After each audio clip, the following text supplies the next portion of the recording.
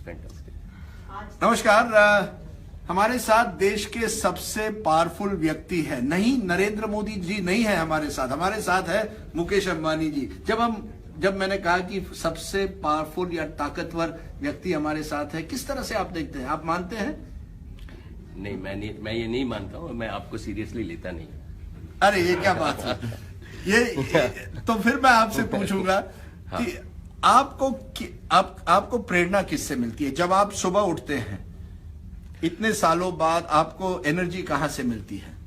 एक नए प्रोजेक्ट, आपने बड़ा प्रोजेक्ट शुरू किया, एनर्जी कहां से मिलती है?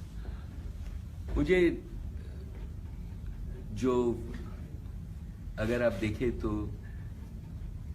मेरे खुद के बच्चे अभी 24-25 साल के हैं, उनके और उनके दोस्त, और जो हमारे रिलायंस में जो 30 साल से यंगर लोग हैं, जब उनके साथ मैं समय बिताता हूँ तो उनकी जो एस्पिरेशंस है, उनकी जो एम्बिशंस है इंडिया के लिए, अगर ये मैं सोचता हूं तो उससे मेरी एनर्जी डबल या ट्रिपल हो जाती है एवरी डे।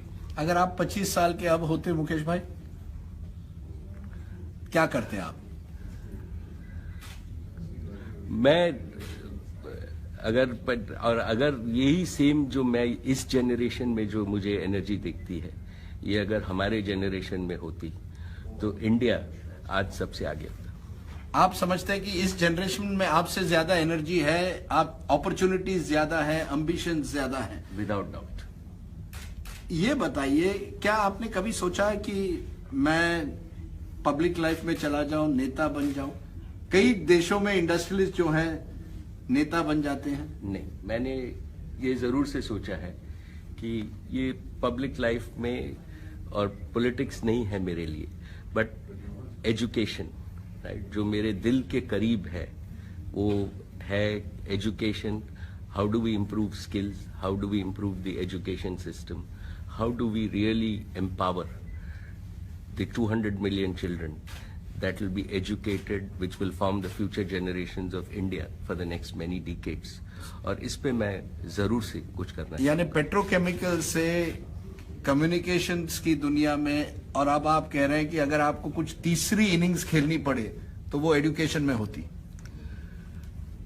तीसरी इनिंग्स तो नहीं, बट अगर मुझे मौका मिले तो मैं एजुकेशन और इंडियन यूथ को सर्व करना चाहूंगा in whatever limited capacity and capability I have. ये बताइए, जब आपका फेवरेट फूड क्या है? मुकेश अंबानी खाना क्या पसंद करते हैं? हमारा फेवरेट फूड साउथ इंडियन है, इडली सांभर इज व्हाट।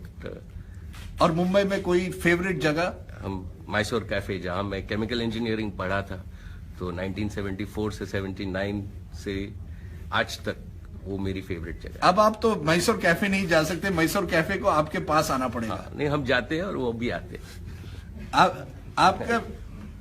आप रिलैक्स किस तरह से करते हैं? इतनी टेंस जिंदगी में रिलैक्स कैसे करते हैं? मैं बहुत पढ़ता हूँ, मैं अपने दोस्तों के साथ समय बिताता हूँ, और आजकल तो बहुत देखता भी हूँ, बिकॉज आजकल जो डिजिटल का जमाना है, सब कुछ विजुअल हो गया है, तो इससे मुझे दुनिया में भी क्या हो रहा है ये भी पता लगता है, बियॉन्ड एंटरटेनमेंट। यानी आप जियो पर देखते हैं या किसी और?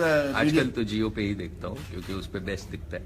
आई see, that's a good plug line for Jio. लेकिन मैं आपसे ये भी पूछूंगा कि क्या मुकेश अंबानी सोचते हैं कि दिस जनरेशन जिसके बारे, अगर आप उनको कोई मैसेज देना चाहें, यंगस्टर 25 इयर्स ओल्ड करना चाहता है कुछ, क्या कहेंगे आप उनको?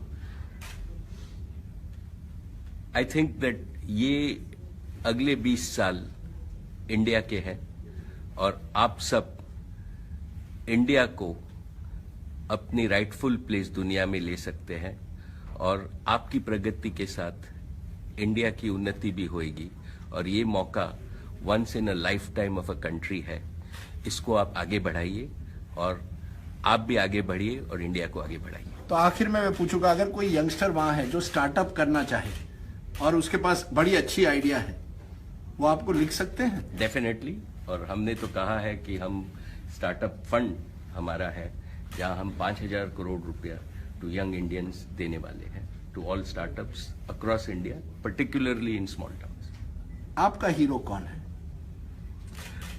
मेरा रोल मॉडल हीरो जो हमारे पिताजी है, उनके हिज इन्फ्लुएंस ऑन मी, जो धीरूभाई अंबानी ने शुरू किया, और उन्होंने ये शुरू किया कि भाई वो आए थे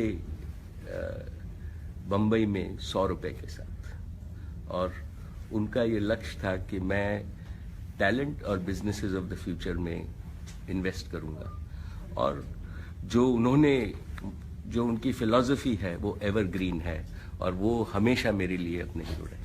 धीरूभाई अंबानी से नरेंद्र मोदी तक गुजरातियों का जमाना लगता है। तो आप पे है। मुकेश अंबानी जी, आपने हमसे बात की, बहुत बहुत शुक्रिया।